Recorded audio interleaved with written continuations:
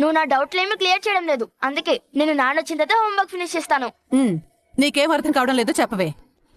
నీకు అసలు చదివే రాదు కదా.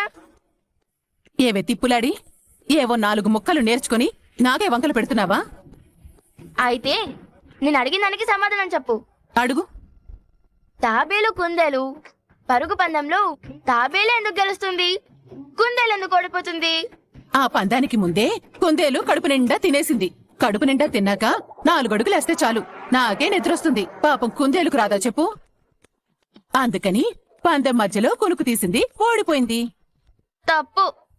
మరి కుందేలు ఎందుకు ఓడిపోయిందే? నువ్వు చెప్పు నానమ్మా. కుందేలుకి గెలవగలను అన్న గర్వమే.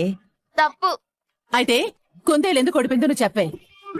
కుందేలు ఎందుకు ఓడిపోయిందంటే కుందేలు తాబేలు మంచి ఫ్రెండ్స్.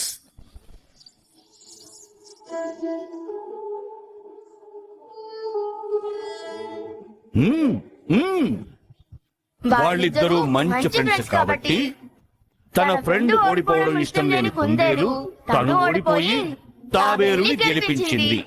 గుడ్ ఫ్రెండ్స్ అంటే ఎప్పుడు అలా ఉండాలి. టైంకి భలే వచ్చా ముద్దుల తాత. హాయ్ జో. హాయ్ శౌర్య.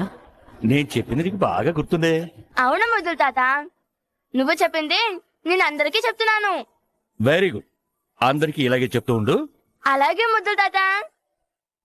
సరే, నేను మీ నానమ్మ వాళ్ళతో మాట్లాడతాను, నువ్వు లోపలికి వెళ్ళి చదువుకో. అలాగే.